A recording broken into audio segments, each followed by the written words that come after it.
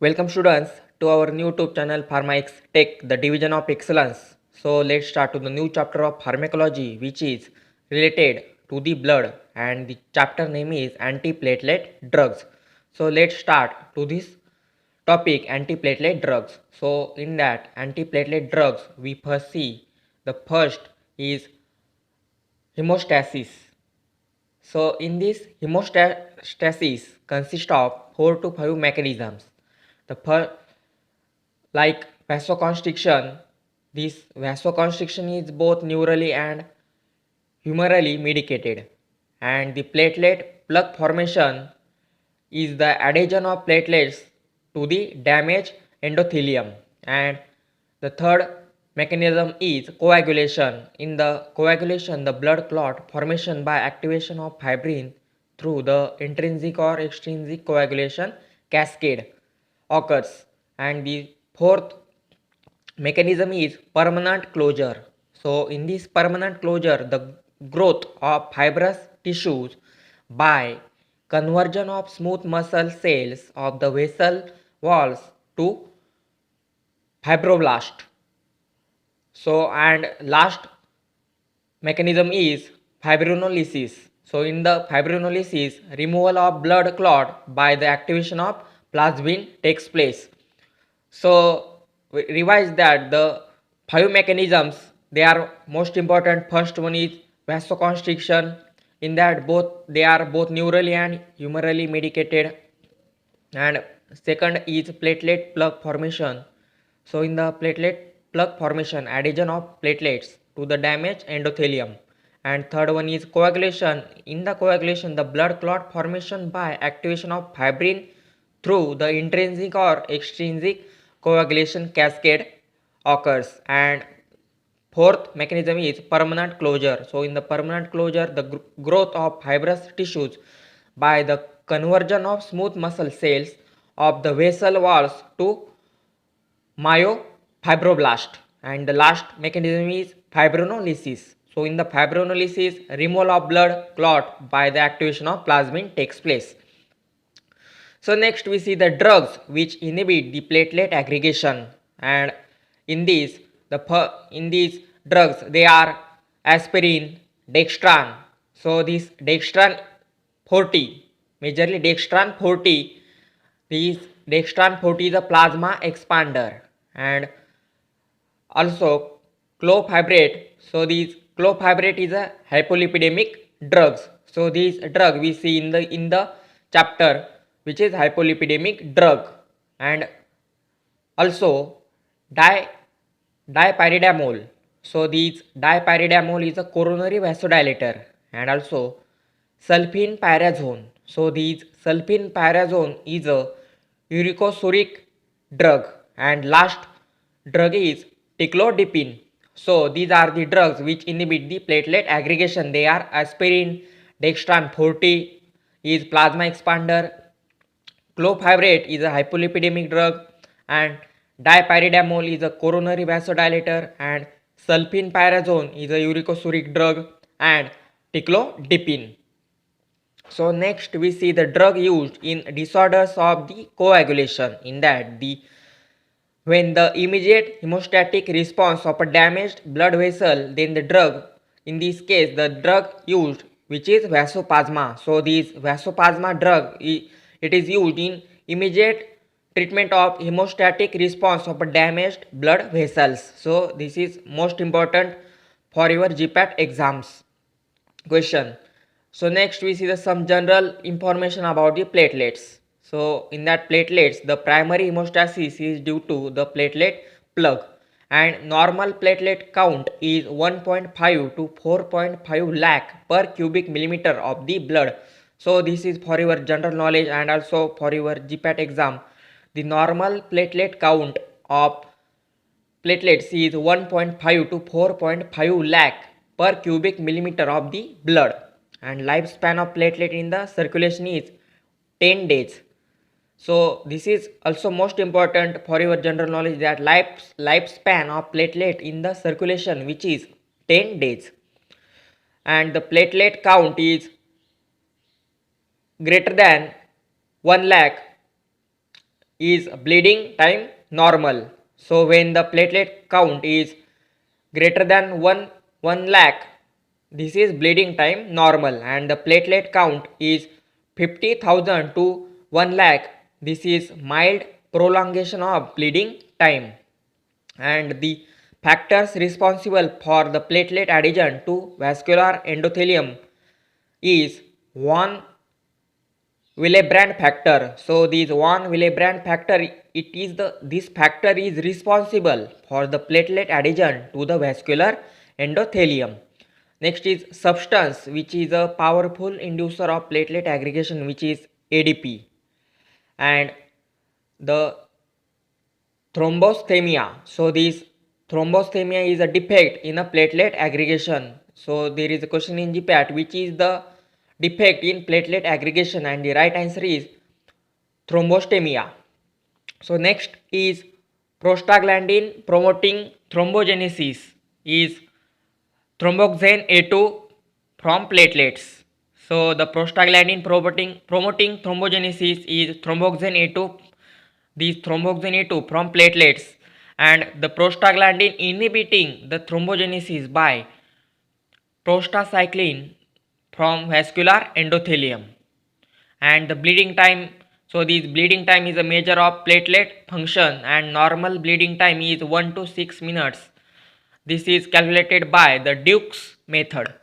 And the clotting time, this clotting time is a measure of clotting factors, and normal clotting time is 6 to 10 minutes. This is also known as Levite. And the most common cause of death of coagulation disorder, which is cerebrovascular bleeding.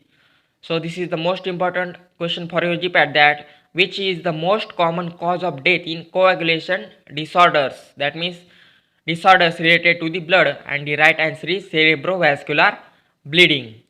The cerebrovascular bleeding means in the brain there is a bleeding in your cerebrovascular section of the brain. And measure of the function of intrinsic system, which is partial thromboplastin time. So this partial thromboplastin time, also known as PTI, is the measure of the function of the intrinsic system. And the next one is heparin therapy. So this heparin therapy is monitored by estimating the KPTT of blood. This KPTT means kaolin partial thromboplastin time. So this heparin therapy is monitored by estimating the kaolin partial thromboplastin time of the blood, and the normal partial thromboplastin time is 30 to 40 seconds. And the measure of the function of the intrinsic system is prothrombin time. So the measure of the function of intrinsic system is a prothrombin time, and also the warfarin therapy is monitored by estimating by prothrombin time. So this is the most important question for your GPAT, that the warfarin therapy is monitored by estimating, and the right answer is prothrombin time.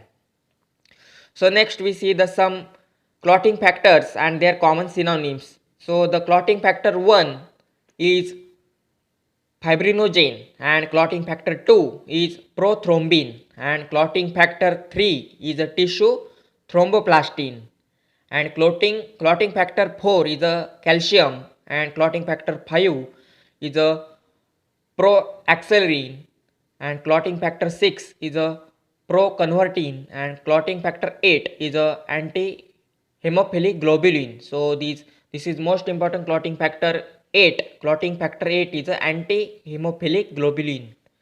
Clotting factor 9 is Christmas factor. So clotting factor 9, you remember the Christmas festival. So this clotting factor 9 is a Christmas factor. Clotting factor 10 is Stewart-Prower factor, and clotting factor 11 is plasma thromboplastin antecedent, and clotting factor 12 is Hagman's factor, and clotting factor 13 is fibrin stabilizing factor. So these are the clotting factors from 1 to 13. And next we see the normal prothrombin time. So the normal prothrombin time is 12 to 14 seconds. So this is determined by Quicker's method. So there is a most important question in GPAT. The normal prothrombin time is 12 to 14 seconds and this is measured by Quicker's method. And normal clot retraction, the normal clot retraction is at least 40% after 2 hours. And next one is prolonged partial thromboplastin time. So prolonged partial thromboplastin time, in that the no clinical bleeding, deficiencies of factor 7 and HMWK and prekallikrein, and also the mild or rare bleeding. These mild or rare bleeding, this is due to the deficiency of factor 11. And also the frequent severe bleeding, these frequent severe bleeding, it is due to the deficiency of factor 8 and factor 9.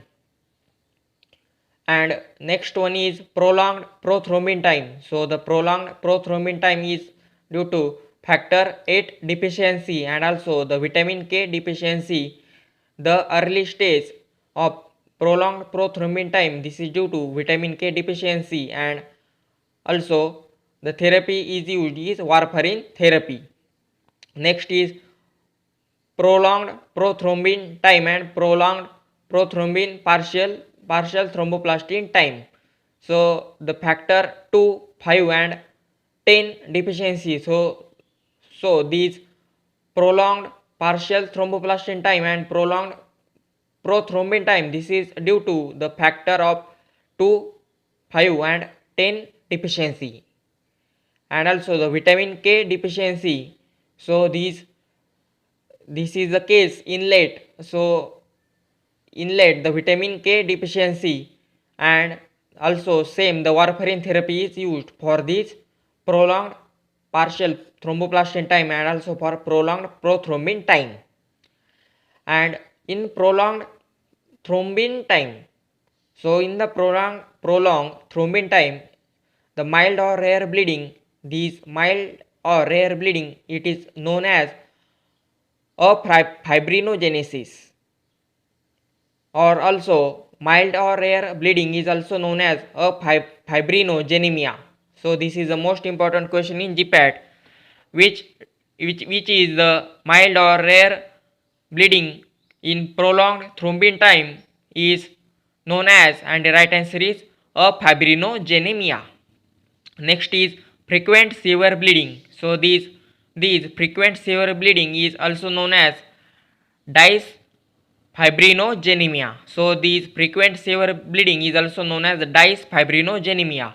And also the in the prolonged thrombin time, the heparin administration takes place, and the clot solubility in 5-m urea is the test for factor 13. So the test for factor 13 is clot solubility in 5-m urea. And the next treatment is rapid clot lysis. So in this rapid clot lysis, alpha 2 plasma inhibitors and the clotting factor deficiency is not associated with the bleeding diathesis, which is factor 12. So in this rapid clot lysis, alpha 2 plasma inhibitors, and in that the clotting factor deficiency is not associated with the bleeding diathesis, which is factor 12. So in this way we complete this chapter antiplatelet drugs. So in this antiplatelet drugs we see the hemostasis mechanisms. Then next we see the drug which inhibit the platelet aggregation. They are aspirin, dextran 40, clofibrate, dipyridamole, sulfenpyrazone and ticlopidine. And next we see the drug used in disorders of coagulation, which is vasospasma. Next we see the some general information about the platelets, and next we see the some clotting factors, and next we see the prolonged partial thromboplastin time, prolonged prothrombin time, prolonged partial thromboplastin time and prolonged prothrombin time, and at last we see the prolonged thrombin time and clot solubility in 5-m urea. This is test for factor 13, and last we see the rapid clot lysis. So we revise the clotting factor. The clotting factor is most important.